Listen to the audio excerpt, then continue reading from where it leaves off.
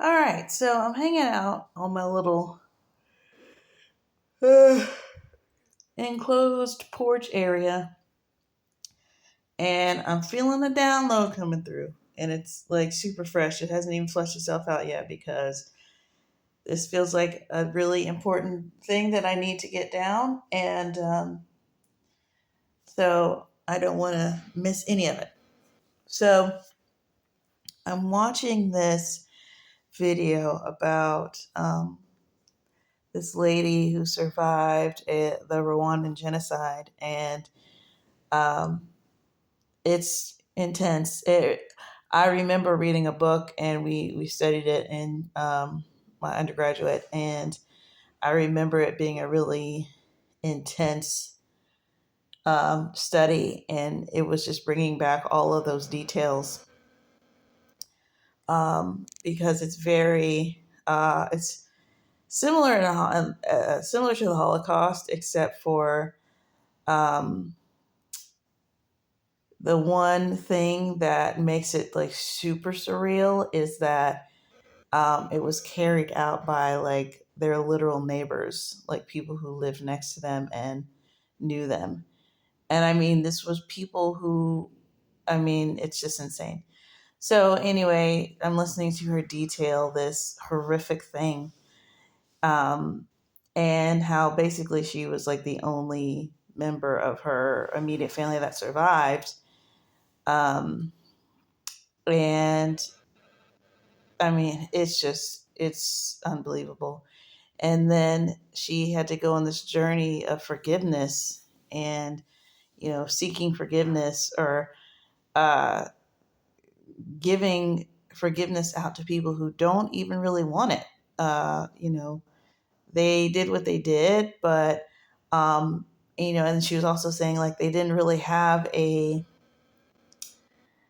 there wasn't like a mass jail of the society. Because I mean, it basically was like the genocide was carried out by, it wasn't the military, it wasn't the government. I mean, the government helped, if you ask me. I don't know why that's not brought up more. But I mean, the government had to help facilitate this. And so um, people were given weapons. I mean, there was this propaganda that just built and built and built for years that was caused this to happen. Same thing is in World War II, where it was just like, these people are the vermin and they're the reason why your life is so terrible and all of this stuff. So yeah, they didn't go to jail or anything after this happened. So life was just supposed to expected to go on as usual, kind of. And she went to a place where there were other survivors and went through all types of PTSD and all that stuff. But like, she literally had to go. She went to this woman's house to go tell her about Jesus. This is like years and years later. But the woman's literally in her mom's dress that got killed and like had with her furniture and stuff. And just like, I mean, just really compelling about the power of God and all this stuff. But like, it was just really interesting because, um, I mean, it is absolutely horrific hearing the details of how these people had to just, forget the purge. I mean, this is weeks and weeks and weeks of just living in fear. They're calling names out on the intercom or on the TV, or not the TV, but the radios of, who's going to be killed that day and all of this stuff. And the I mean, forget people trying to help you. Like, it's just, it reminds you very much of just the true nature of humanity, because while you can say, like, okay, well, this is this country and this was the context and these were the circumstances. The point is, all you need is the right context and the right circumstances for this to be possible to happen. Like, that's crazy. And so, I mean, to be like, oh, it's a perfect storm. It's like, what? Does there need to be a perfect storm to make trees suddenly start dancing? No, because that's not their nature. They're trees. Why should there be a perfect storm for us to literally kill our neighbors and people who are we were on, we were on the PTA together, and now I'm literally got a machete. Like, what? So it just, first of all, reminded me, like, I was sitting there thinking about how people, just the whole thing about people blaming God for all the bad things that happen, and just the main things that white people whine about, and uh, one of them is all the evil in the world, and then on the other side, it's why is God punishing? It's just like, bro, you guys are making me crazy, and I'm not gonna let you, because you can't on one side be like, oh, God doesn't punish anybody, or God, that punishment is just, it's meant to control you. It's like no one wants to be bogged down by the idea of punishment. But then they will also recognize that there is a huge gaping gap of not punishing happening, and be like, well, if God's so good, then why is it? It's like, okay, which, go away. Like, just stop. You sound ridiculous. And so I'm just sitting there thinking about that, and I realized that these two opposite poles, are in the way of people's.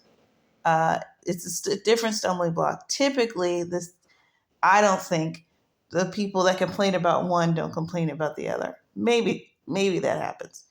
But I just know that hearing both of those sides of the argument constantly, not even argument, but just the both sides of the complaint.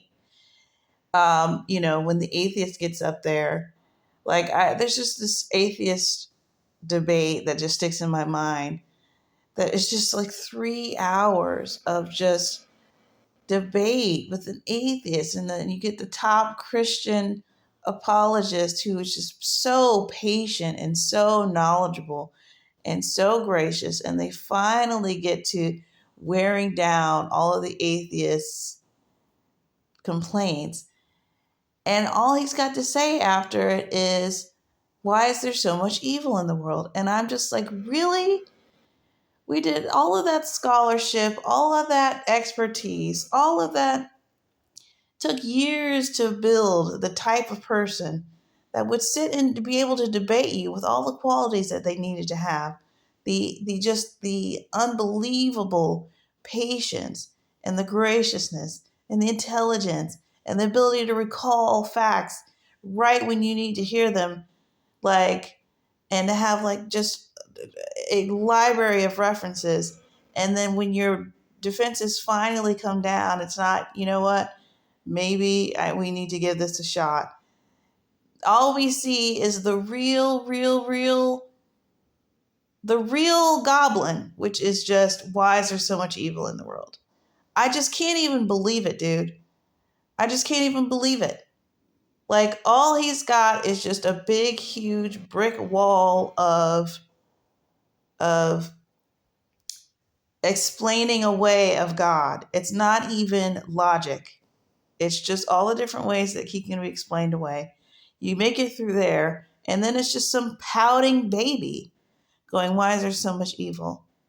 Like, this pouting baby is destroying millions of minds at colleges, and just throwing so much napalm into, it's confusing other Christians, young Christians, old Christians, who knows. Why is there so much evil? It's doing so much damage. Why is there so much evil in the world? Why is there so much evil in the world? But I can barely contemplate all of the damage that these whiny babies have done, because I got to deal with Mr. Punishment doesn't really exist man over here, who's saying this idea that God is going to punish you, and that he hates gay people, and that he hates this and he hates that, and it's tearing us apart, and it's making us. It's like, okay,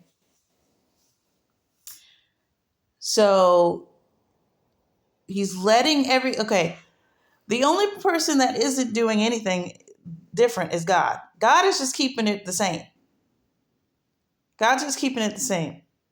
It's the same world that it's always been. You got, why is there so much evil freak over here, and you've got religion is just a bunch of rules and it's out to condemn people and make people feel. It's like, okay, and then you reading the Bible and realizing, like, oh, and then he demolished this, he decimated these people, and he said kill every man, woman, and child, and he's such a tyrant, he's such an awful person. Like, bro, which is it? What is your problem? What is your problem? And here it is. The people are that don't like the idea of God having hell, having punishment for sin. These people have they have a fear. They don't like the fact that they exist, and that they're just suddenly here, and they have to it's on them to make the proper decision. And if they don't, there is a huge heaping pile of judgment waiting on them. They just really don't like that. And to sort of undercut that, they don't like it because they probably want to do some bad stuff, and they don't want to have to pay the price for that. Or, God doesn't really excite them in any way, shape, or form, and they don't want to have to pay the price for that. So they might like sunshine and camping and things like this, but they don't have gratitude. They don't really, that it doesn't make them cry. And maybe there's a strata of people the people who tend to be closer to nature, maybe they're more likely to accept God. People who are just living in cities and looking at screens, and just like everything that is artificial and man-made, and the what do you call it? I don't know. It's like, excuse me. It's like, Cain, the brother who slew his other brother, who invented the city. The very first city. Like, this is the the type of people who, they want to build a tower to heaven and show God what's what. Okay? Those are the people who hate the fact that there's hell, who hate the fact that there might be a judgment and an accounting for what's going on. Then you have the people who don't believe God exists at all because they cannot believe the job that he's doing. And they are in their pride because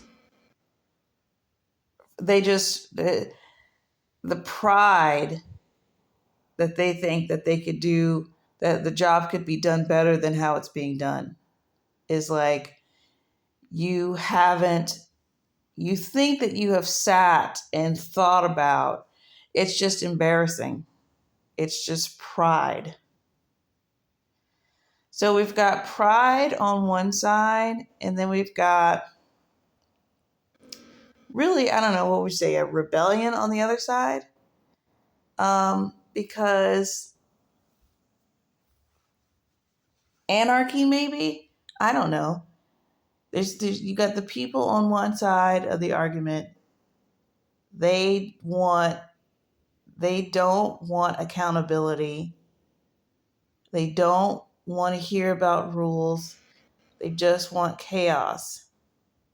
Or no, they don't. Maybe they don't care, but they don't care about anything else but their own. They just want to do their own thing. They just want to do their own thing without any consequence. Maybe not everybody should be allowed to do everything they want without consequence, but they that's not none of their business. They are their business, and they want to do everything without consequence. They're not thinking about the fact that if we did that for everybody, it would literally be Rwanda genocide. They just know that that's what they would like to do, and it's not fair that they don't get to do that.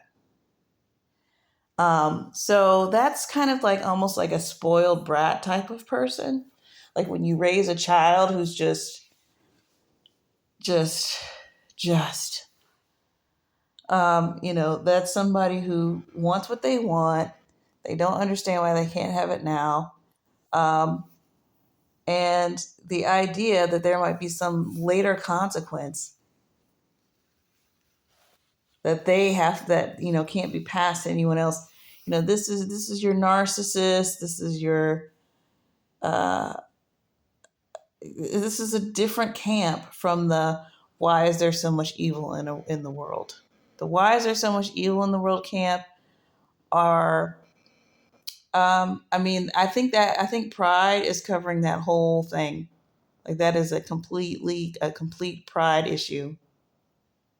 Um,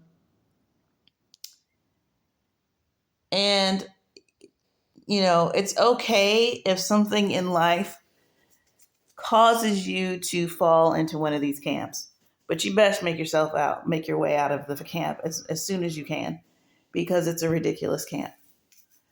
Um, God is doing a better job than anyone can do. Um, and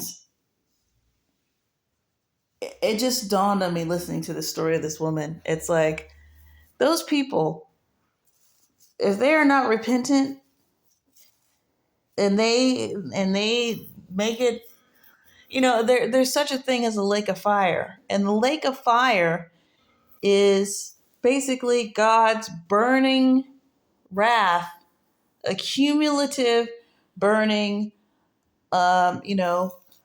unadulterated, uncontrolled, unquenchable wrath. And just like anyone can get this here grace, anyone can get that their lake.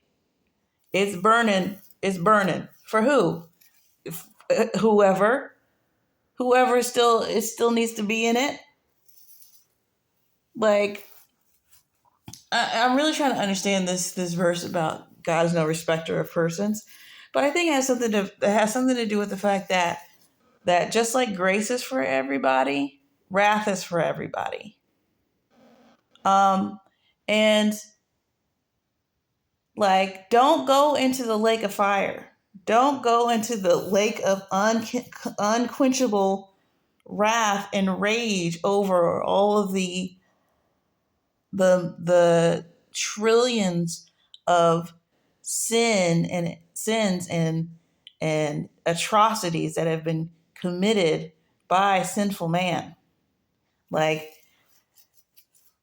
and it's all kind of coming together in my mind, especially the verse about how, if sin can enter the world through one man, then sin is also defeated by one man. Like, that's what happened. One man brought sin into the world. One man brought the remedy. Yes, it shows how powerful sin can be, that it can literally derail through a single person. And that might seem harsh, but guess what? The remedy comes through a single person. So does that seem harsh? And it's almost like those two arguments are responsible. It's like those two realities are responsible for those two arguments, because the people that say why is there so much evil in the world are really upset that Jesus came down to offer uh, redemption to every single person. Every single person. That means the person that committed genocide against you. You might be in heaven with them. They might be your brother. If they want it, if they decide to get over themselves, but if they stew in that hatred, oh, there's a place for them. There's a place for them if they don't want that. God's got it set up. He's got it set up. It's hot. If I could tell you all of the different testimonies that I've heard of people thinking they are seeing light in hell, which is like, how's that even possible? Because it's so dark. It's so dark that it has its own feeling and that it's just its own thing. That light that they're seeing is the glowing hot heat of the lake of fire. Okay? So it's there. I don't know if people think that lake of fire's got folks' names on it or whatever. It's like, it's not that deep. Yes and no. It's like, it does, but that's only because God is down to every detail. Yeah, there's a place for you in hell. There's also a place for you in heaven. Which place would you like to go to? That's what this is about. And the people that complain that there's a place in hell are missing the point. And the people that complain that there's so much evil in the world are also missing the point. The point is, reserve your spot. If you reserve your spot in heaven, you're not worried about hell. And if you reserve your spot in heaven, you're not worried about all the evil in the world. Because you know that's God giving everyone time to take the invitation. So, it's just super worldly and ridiculous. And I'm not going to keep entertaining y'all's stupid arguments anymore. I'm not having the debate because it's not a debate. It's not, it's just, it's dawning on me. It's like, this is not an answer to a question that you need. This is a problem of someone who has not accepted Christ. Because once you accept Christ, none of that, neither one of y'all's debates matter anymore. You're just either on one side or the other because of where your proclivity is. If you're more likely to be full of pride, or you're more likely to be, want to live however you want to live, forget everybody else. It's like, you're the reason why the other people got the argument that they got. The people that want to live how they want to live and forget everybody else is the reason why the other people's complaining that there's so much evil in the world. Y'all talk. Don't talk to the Christians. We're fine with it. We get it. You go talk to some atheists and tell them about how you think everybody ought to do what they want. And it's fine. It's totally fine. It'll be fine. And there's no such thing as good or bad. That's just something that's imposed by society. Like, stop talking to the Christians about this nonsense. Do you want Jesus or not? Because if not, you're going to be in the bad place. So anyway, I don't know if that helped anybody else, but it sure helped me. So yeah, I want to put up this salty video and see if anybody gets something out of it. In Jesus' name.